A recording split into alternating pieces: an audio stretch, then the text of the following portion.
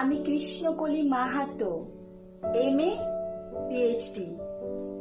আমার গা অমাবস্যা, আমার চুল মেষপালকের ফাল্গুন, আমার পিঠ সাঁওতাল পরগনা। আমার দুটো থাই, একটা বাঁকুড়া, একটা পুরুলিয়া। আমি গড়িয়াহাটার মেয়েদের মতো আরশোলা দেখে ভয়ে পালিয়ে আসি না। বোমায় বা হাত উড়ে যাওয়া বাবা কতবার আমার বই পুড়িয়ে দিয়েছে, কতবার আমার দুঃখী মা বলেছে মেয়েদের বড় হতে নেই। মা, আমি ইউরোপ থেকে ডাক পেয়েছি, এই দেখো ইমেল। দলিত সম্মেলনে আমি পেপার পড়তে চলেছি মা।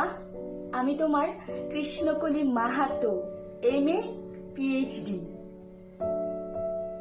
আমি যার কাছে PhD করতাম সেই প্রফেসর আমাকে রায়চকে নিয়ে যেতে চাইলেন। আমি বললাম, কেন? রায়চকে কেন? উনি বললেন, রায়চকে না গেলে নাকি PhD পূর্ণ হয় না। আমি বললাম, কেন?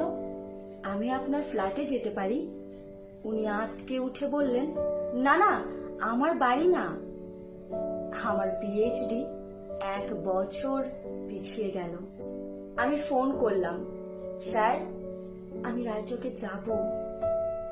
হোটেলের ঘরে উনি আমার মুকুটমণিপুরে হাত দিলেন, আমার সাঁওতাল পরগনার হুঁক খুলে ফেললেন। হাঁ হয়ে দেখতে থাকলেন আমার বাঁকুড়া, আমার পুরুলিয়া। আমার 2 অগ্নিগোলকের মাঝে মুখ নিয়ে এলেন।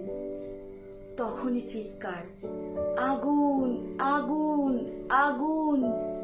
আমি পারবো না। সেদিন আমার প্রফেসর আমাকে ফেলে পালিয়ে গেলেন।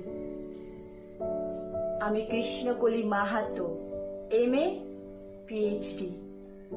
কত কষ্ট করে, কত অপমান সহ্য করে, জঙ্গলে রাত জেগে বই পড়ে আমি এখানে এসেছি। কেউ আমাকে জায়গা ছেড়ে দেয়নি, কেউ কাউকে জায়গা ছেড়ে দেয় না, না পুরুলিয়ায় না কলকাতায়। মা, আমি চেকিং করে ভেতরে এলাম। মা, আমি ইমিগ্রেশনে দাঁড়িয়ে। বাবাকে দেখে রেখো, মানুষটার একটা হাত নেই। অফিসার আমার নাম উচ্চারণ করলেন, কৃষ্ণকলি মাহাতো।